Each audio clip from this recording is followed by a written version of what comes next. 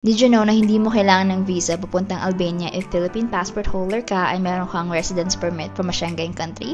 Hi, I'm Jasmine, isa akong international student sa Germany and I budget traveled Albania for 11 days with my partner and I'm excited to share with you everything we did. Nasa airport kami, pupunta kami ng Tirana, Albania and yung flight namin is at 7 p.m. Meron kami check-in baggage and the good thing with Memmingen Airport is meron silang self bag drop. Ayun yung ginawa namin earlier. Dito kami lagi sa Memmingen Airport umalis dahil mura yung flights dito and nabook namin yung amin months ago for around 198 euro. Meron na siyang kasamang check-in baggage balikan. Nakarating na kami sa Tirana Airport or sa Tirana. Kumuha muna kami ng SIM card. 1,900 lek. Tapos ang siningil sa amin is 30 euro. Naglalakad na kami papunta dun sa car rental company. Nabook namin yun online. They give it to us already, we take it now, no? Bali yung car rental, 65 euro namin siya nakuha. That's already for the entire trip.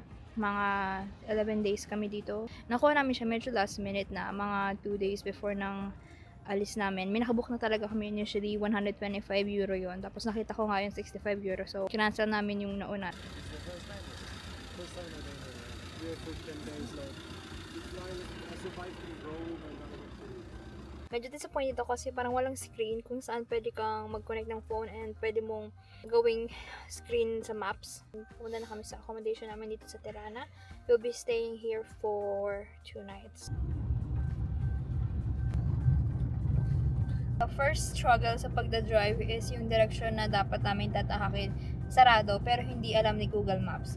So, nagpark kami sa gilid, tapos may lumapit sa aming isang matanda and mga bata na get siguro nila na medyo confused kami sa daan.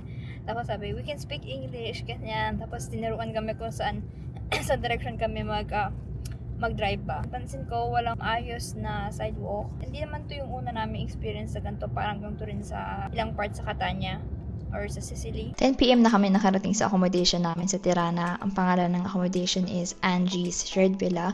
Nabook namin siya sa booking.com for 32 euro for 2 nights. So, 16 euro siya per night. Medyo malaki yung kwarto, nakikita nyo, and single beds siya instead of one double bed.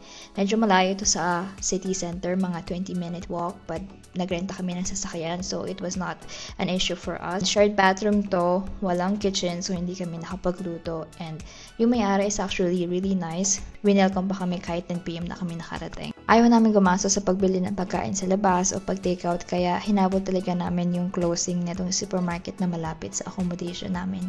Yung pagpunta sa supermarkets, yung isa sa cultural experiences na ginagawa namin kapag pumupunta kami sa ibang bansa or kapag nagta-travel kami.